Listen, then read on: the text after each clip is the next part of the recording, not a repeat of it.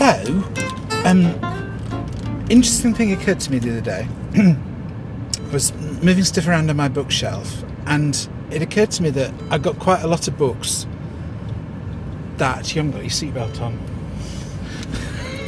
I was focused. Oh, sorry. So I've got quite a lot of books on my bookshelf, which seem to be fairly evenly divided between books that say archaeology proves the Bible and other books that say archaeology completely and utterly disproves the Bible, which seems a bit strange, really. I'm just saying that maybe I did put my seatbelt on, but you didn't. You ran those people over. Yeah. It's a bit problematic, isn't it, really? Let's just call it even, shall we? Yeah, quits. So I'm reading these books, and it's quite striking that some of them say archaeology proves the Bible, and an equal number with equal enthusiasm say archaeology completely and utterly disproves the Bible. I mean, how does somebody know what the right answer is? Which of those kind of sets of books is right? What does archaeology have to say about the Bible? Well, sometimes archaeology says that a city that we thought was in a certain place is not there. Mm-hmm. Or a city that we thought was destroyed by the Israelites was in fact not destroyed by the Israelites. We can't find any walls, things like that. So sometimes we can say, oh, the archaeology doesn't match up with the biblical story.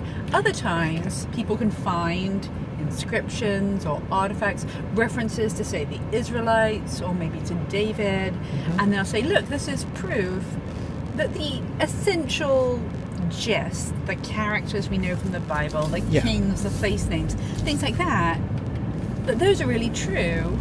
Yeah. And so now it seems like we have pieces of the past that are supporting the biblical story. Now, the problem with that is all you have is like an inscription that says that someone existed.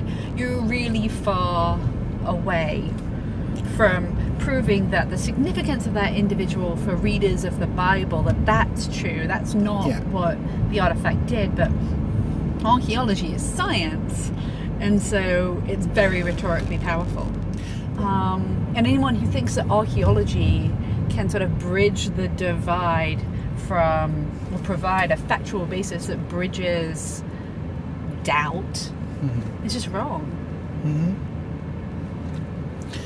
So the events that are described in the Bible could or might not have happened as exactly described in the Bible, but that isn't the same as saying the Bible's true or not true.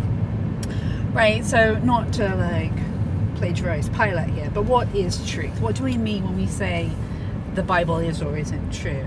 If we're saying that the historical details of the Bible are in many instances untrue, or that many of the narratives in the Bible seem not to have happened at all, then what we're talking about is historical accuracy.